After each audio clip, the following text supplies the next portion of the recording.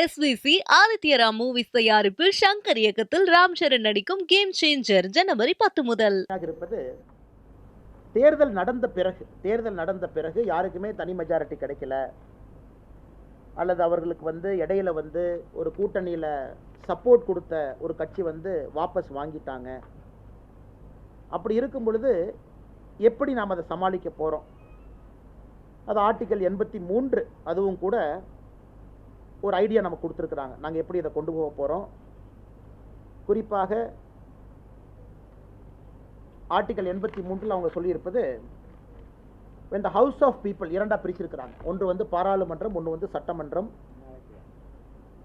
when the house of people is dissolved sooner than the expiry of its full term, அதனுடைய 5 ஆண்டுகளுக்கு முன்பு பாராளுமன்றம், குறிப்பாக லோக்சபா, அது டிசால்வ் பண்ணுறாங்கன்னா, the new house of people constituted pursuant to elections occasioned by such dissolution shall continue for such period as is equal to the unexpired term of the immediately preceding house of people.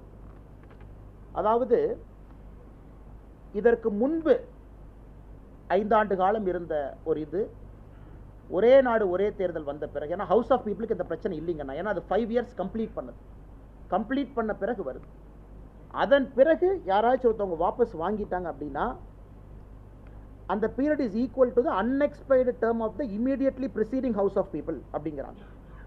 So நம்ம என்ன சொல்ல வரோம்னாங்கன்னா, பெர்ஃபெக்டாக இதில் answer இருக்குன்னு சொல்கிறத விட, எல்லோருக்கும் தேர்தல் போகிறதுக்கு முன்னாடியே தெரியும் இது நடந்தால் இதுதான், இது நடந்தால் இதுதான்.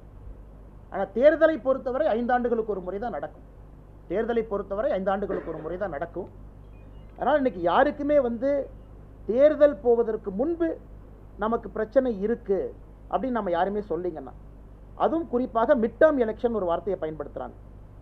மிட் டேர்ம் எலெக்ஷனுக்கு ஒரு வாய்ப்பு இருக்குது. மிட் டேர்ம் எலெக்ஷன் கொண்டு வர்றாங்க. அந்த term is equivalent to the remaining term. 2034க்கு பிறகு ஒரு சட்டமன்றத்தில் ஆட்சி கலைக்கப்படுதுன்னா, நடக்கக்கூடிய மிட் டேர்ம் எலெக்ஷன் என்பது அந்த 5 ஆண்டுகள் இருக்கக்கூடிய கேப்பு தான் அந்த எலெக்ஷனாக இருக்குது. 2034 தமிழ்நாடு எலெக்ஷனுங்கண்ணா, 2039 வரைக்கும் 37 ஆட்சி கலைஞ்சிருச்சு. 37 நடக்கக்கூடிய மிட் டேர்ம் எலெக்ஷன் 2 வருஷத்துக்கு தான் இந்த எலெக்ஷன் இருக்கு.